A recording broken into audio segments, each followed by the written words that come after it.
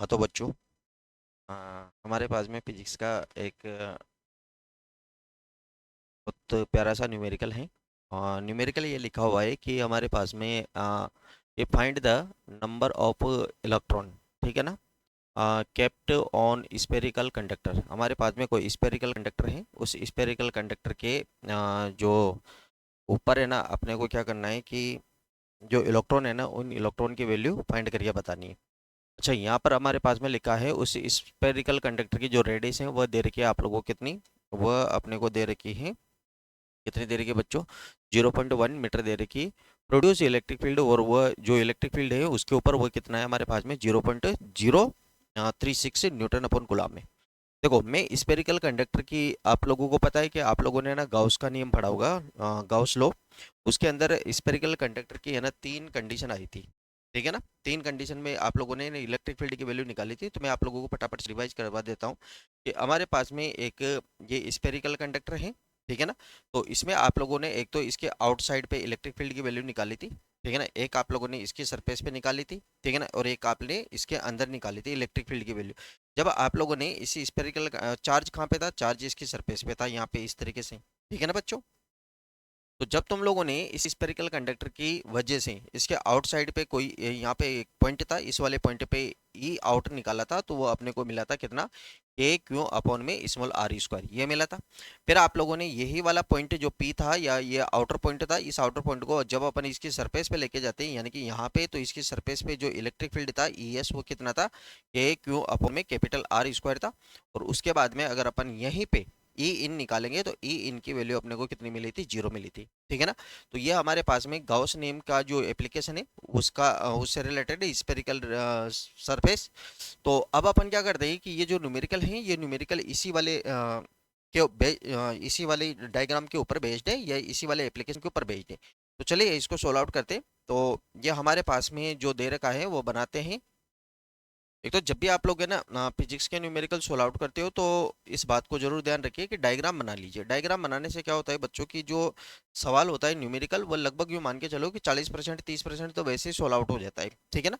तो देखो यहाँ पर अपने पास में जैसे देर का वैसा वैसा करते हैं, एक स्पेरिकल कंडक्टर बना लेते हैं। तो हमने एक स्पेरिकल कंडक्टर बना लेते हैं ये इस तरीके से।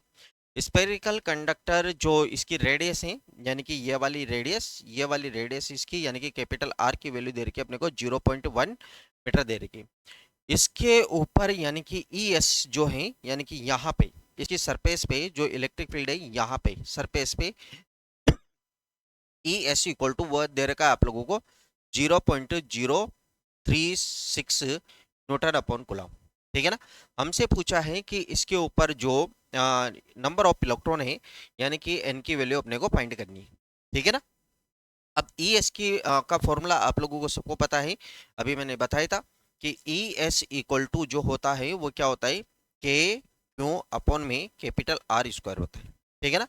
और आप लोगों ने पहले वाले चैप्टर के अंदर चार्ज और इलेक्ट्रिक फील्ड वाले चैप्टर के अंदर ये भी पढ़ा था, क्वांटाइजेशन ऑफ चार्ज। उसके अंदर आप लोगों ने देखा था कि जो क्यू होता है वो इक्वल टू होता है प्लस माइनस एन ई के इक्वल होता है, ठीक है ना। तो मैं क्या करने वाला हूँ बच्चों कि यहाँ पे ये जो क्यू है, क्यू की जगह पे एन ई रखा, तो ये ई एस इक्वल टू अपने को मिल जाएगा, के तो वैसा का वैसा ही एन, क्यू की वैल्यू रखूंगा मैं कितना, एन ई अपॉन में नीचे कितना आ जाएगा, आर स्क्वायर आ जाएगा। हमें क्या चाहिए, एन की वैल्यू चाहिए, मैं आर स्क्वायर को इधर मल्टीप्लाई करूँ, आर स्क्वायर को इधर मल्टीप्लाई करते ही तो ई एस मल्टीप्लाई में आर स्क्वायर, अपॉन में कितना आ जाएगा, के ई आ जाएगा, इक्वल टू में यहाँ पर हमारे पास में कितना आ जाएगा, एन आ जाएगा, नंबर ऑफ इलेक्ट्रॉन, ठीक है ना। अब चलिए, अगर मैं इनकी वैल्यू रखूं यहाँ पे, तो वैल्यू रखने के बाद में हमारे पास में सिचुएशन ये बन जाएगी बच्चों कि क्यू की वैल्यू याद रख लेना भाई, क्यू इक्वल टू होता है हमारे पास में प्लस माइनस एन ई, ठीक है ना। एन होता है हमारे पास में नंबर ऑफ इलेक्ट्रॉन। अगर मैं इन सबकी वैल्यू रखूँ तो यहाँ पे हमारे पास में ई एस की वैल्यू ये दे रखी है, तो एन इक्वल टू हमारे पास में आ जाएगा, ई एस की वैल्यू दे रखी है 0.036 मल्टीप्लाई, यहाँ पे आर है, आर की वैल्यू आप लोगों को ये दे रखी है, ठीक है ना। कितनी दे रखी है, 0.1। तो ये अपन ने 0.1 मल्टीप्लाई में 0.1 लिखा, और नीचे हमारे पास में यहाँ पे के की वैल्यू आप लोगों को सबको पता है कि के की वैल्यू क्या होती है, के की वैल्यू होती है 9 मल्टीप्लाई में 10 की पावर 9, और मल्टीप्लाई में हमारे पास में ए की वैल्यू तो सबको पता है ही सही, ए की वैल्यू होती है 1.6 मल्टी 10 की पावर माइनस का 19 गुलाम होता है।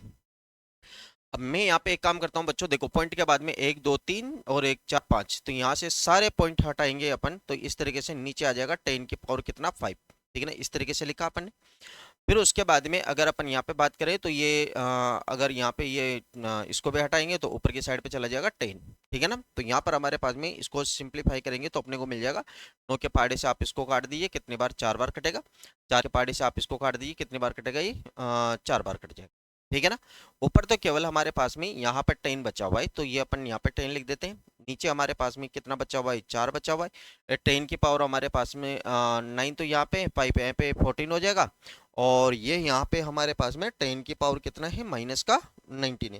तो ये 14 माइनस 19 यानी कि 10 की पावर माइनस का 5 हो जाएगा, ठीक है।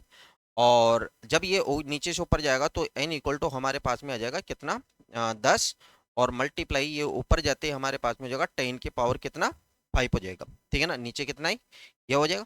अगर आप इसको इससे डिवाइड करोगे तो n इक्वल टू हमारे पास में आ जाएगा 2 पॉइंट, यहाँ पे 2 बचेगा, 2 बचते ही कितना हो जाएगा ये 5, 2.5 मल्टी 10 की पावर 5, और यहाँ पे आ जाएगा इलेक्ट्रॉन्स। मतलब इस वाले कंडक्टर के ऊपर कितने इलेक्ट्रॉन्स होंगे बच्चों, इतने सारे इलेक्ट्रॉन्स हो जाएंगे, 2.5 मल्टी 10 की पावर 5 इलेक्ट्रॉन्स हो जाएंगे, ठीक है ना।